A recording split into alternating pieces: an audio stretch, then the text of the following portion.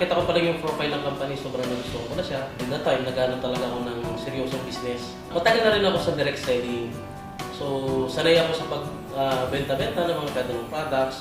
Bumibili kami ng mga products sa Divisoria.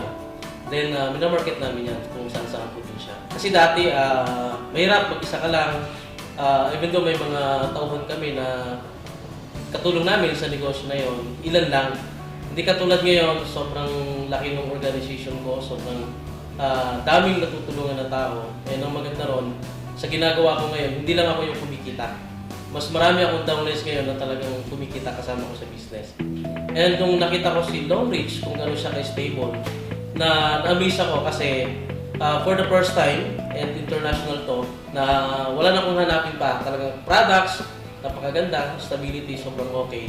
And sobrang nagustuhan ko yung marketing plan nila. Nung nag-start ako, talagang masasabi kong walang-wala pa rin talaga ako noon. And of course, naghahanap ako ng opportunity. Ako kasi yung tao na sobrang laki ng puso pagdating sa ganitong business.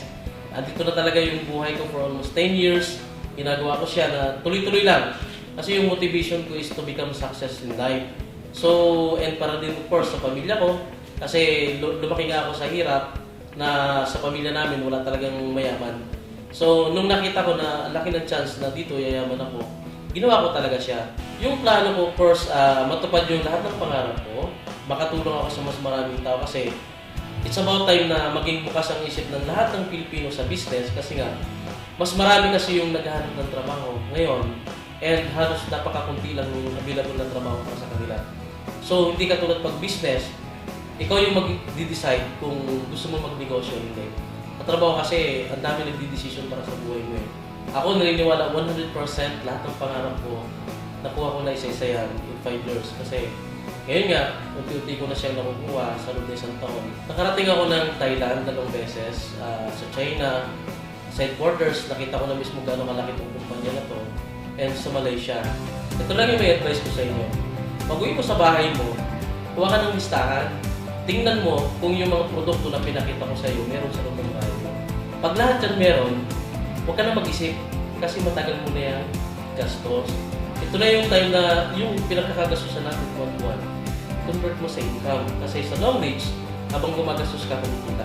And sa mga nag-stay, yung pangako ko sa inyo lahat na lahat tayo umangat, ma-promote tayo lahat, ginagawa ko yan.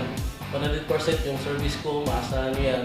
And nakita nyo naman sa team natin, pinaka-maraming na-award, na nagkaroon ng award. So, tuloy-tuloy lang tayo, focus on our goal.